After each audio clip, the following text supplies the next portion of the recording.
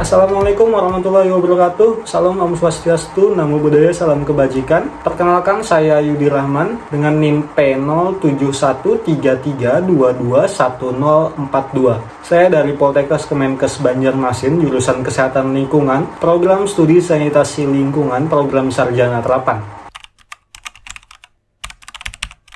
Berdasarkan data Indonesia Corruption Watch atau ICW, tahun 2021, Kejaksaan Agung telah menangani 371 kasus korupsi dengan 814 tersangka. Berdasarkan sumber yang sama pula, yaitu Indonesia Corruption Watch, ada 579 kasus korupsi yang telah ditindak di Indonesia sepanjang tahun 2022. Jumlah itu meningkat 8,63% dibandingkan pada tahun sebelumnya. Setiap tahunnya, tren angka kasus korupsi cukup memprihatinkan. Alih-alih turun, kasus korupsi stagnan bahkan meningkat tiap tahunnya.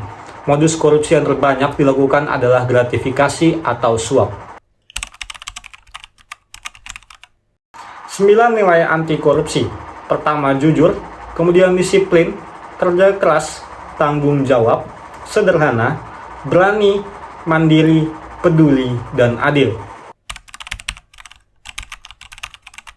Dampak korupsi yang pertama adalah korupsi dapat memperlambat pertumbuhan ekonomi. Korupsi berkorelasi dengan rendahnya tingkat pertumbuhan ekonomi pada suatu negara. PDB per kapita dapat turun, kesenjangan ekonomi di mana-mana, hingga tingkat pertumbuhan sumber daya manusia menurun. Dampak korupsi yang kedua, korupsi dapat menurunkan tingkat investasi. Kondisi ini terjadi ketika investor asing cenderung berinvestasi di negara-negara dengan tingkat korupsi rendah. Sebaliknya, investor asing enggan melakukan investasi di negara-negara dengan tingkat korupsi tinggi. Mereka beranggapan investasi di negara korup akan menyebabkan biaya transaksi yang tinggi akibat pungli dan suap. Kemudian dampak yang ketiga, korupsi menurunkan kualitas sarana dan prasarana. Salah satu kasusnya adalah penetapan anggaran yang dimanipulasi untuk kepentingan sendiri ataupun golongan dapat menyebabkan rendahnya kualitas sarana dan prasarana sebuah negara. Hal ini terjadi karena korupsi oleh penyelenggara negara telah menyebabkan misalokasi sumber daya.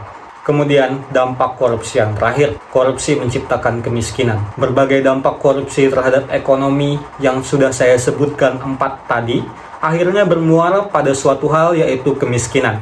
Korupsi sendiri memang tidak secara langsung menciptakan kemiskinan, tapi seperti yang dijabarkan tadi, korupsi telah melemahkan perekonomian, menutup lapangan pekerjaan, hingga ketimpangan pendapatan yang akhirnya menciptakan kemiskinan.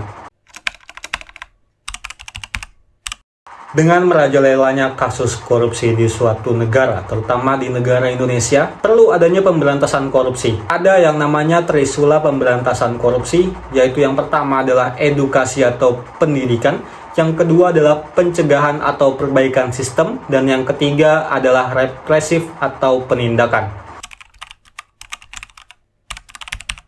Korupsi dapat kita cegah bersama. Korupsi dapat dicegah atau ditolak dari diri sendiri, bukan orang lain. Mari kita tingkatkan nilai-nilai anti korupsi di diri masing-masing agar negeri ini dapat cepat terbebas dari korupsi atau berkurang kasus korupsinya.